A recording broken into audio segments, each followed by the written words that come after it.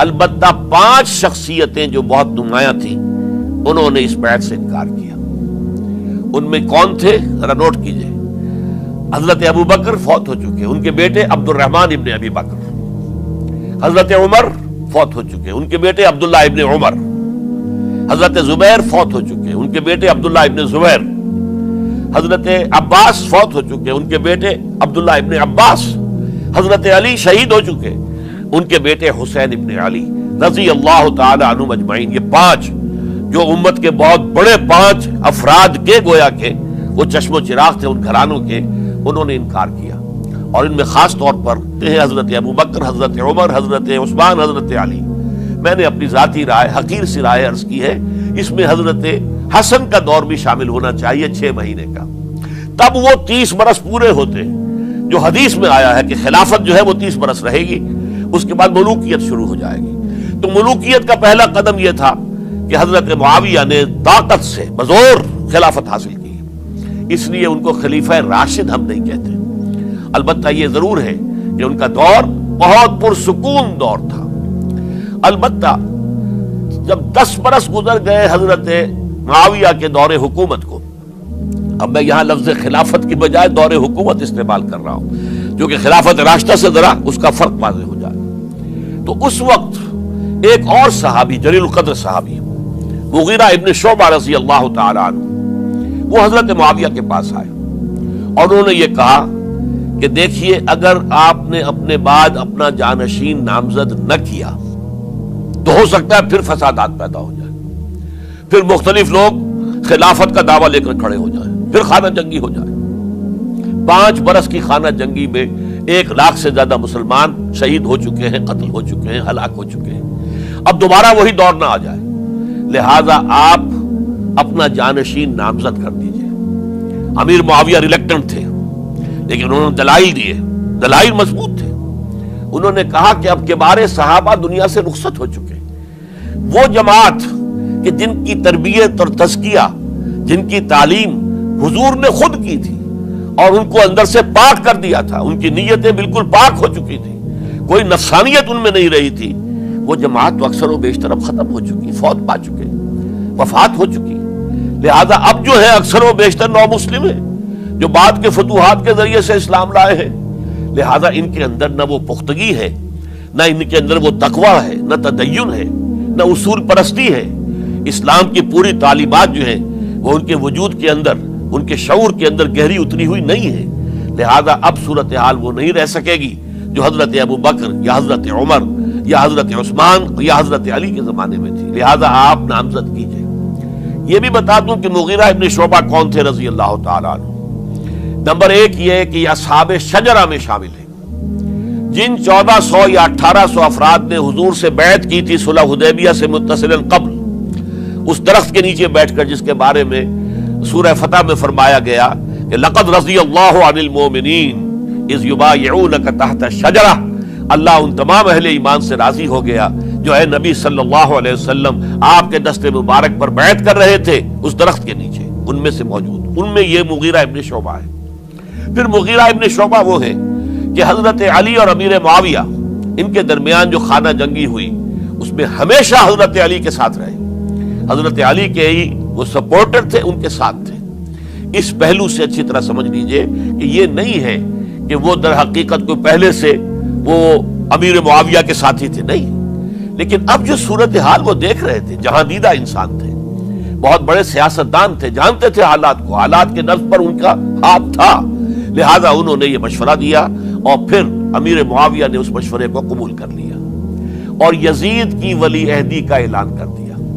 یہ بالکل مڈل ہے حضرت امیر معاویہ کے دور خلافت کا درمیان، یہ 10 سال جب ہو گئے تھے حضرت امیر معاویہ کی خلافت کو یا حکومت کو، تب یہ معاملہ پیش آیا اور یزید کے ہاتھ پر یہ بیعت ولی عہدی تمام جو بھی مختلف گورنرز تھے ان کے ذریعے سے کہہ دیا گیا اپنے اپنے علاقے کے لوگوں سے بیعت لے لو۔ عبد الرحمن ابن ابی بکر نے یہ جملہ کہا کہ تم چاہتے ہو کہ قیصر و کسریٰ کی سنت پر عمل کرو کہ باپ کے بعد بیٹا حاکم بن جائے، یعنی ایک قدم تو خلافت کا نظام پہلے ہی نیچے اتر چکا، مشاورت سے تو حضرت امیر معاویہ کا بھی جو نسب ہوا ہے وہ مشاورت سے نہیں ہوا، ایک درجے میں وہ جو اللہ تعالیٰ کے رسول نے عمارت بنائی تھی شاندار، اس خلافت کا جو سیاسی نظام تھا، اس میں ایک تو کڑی آ چکی زوال کی کہ ایک شخص نے طاقت کے ذریعے سے خلافت حاصل کر لی.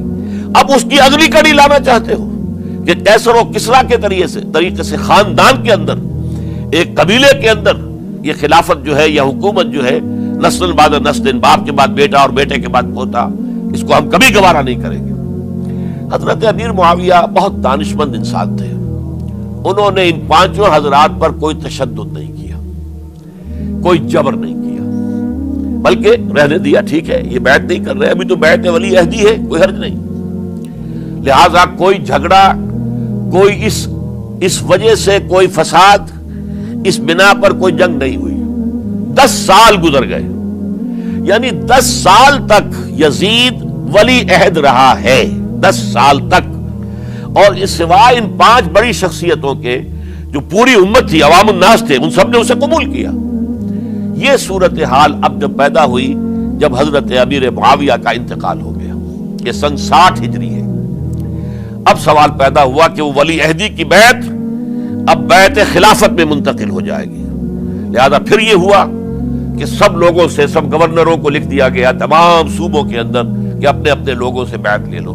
ظاہر بات ہے کہ وہاں کوئی ریفرنڈم نہیں ہوتا تھا، کوئی ووٹ نہیں ہوتے تھے کہ اس کی پرچیاں ڈالی جا رہی ہوں، ایک ایک شخص سے رائے لینا نہیں ہوتی تھی، بلکہ اس وقت کی جمہوریت یہ تھی اور شورائیت یہ تھی کہ ڈفرنٹ کلینز ہیں، ڈفرنٹ فیملیز ہیں، ڈفرنٹ ٹرائبز ہیں، ان کے سردار، ان کے بڑے لوگ، ان کے اہم لوگ بیعت کر لیں تو گویا کہ سب کی بیعت ہو گئی.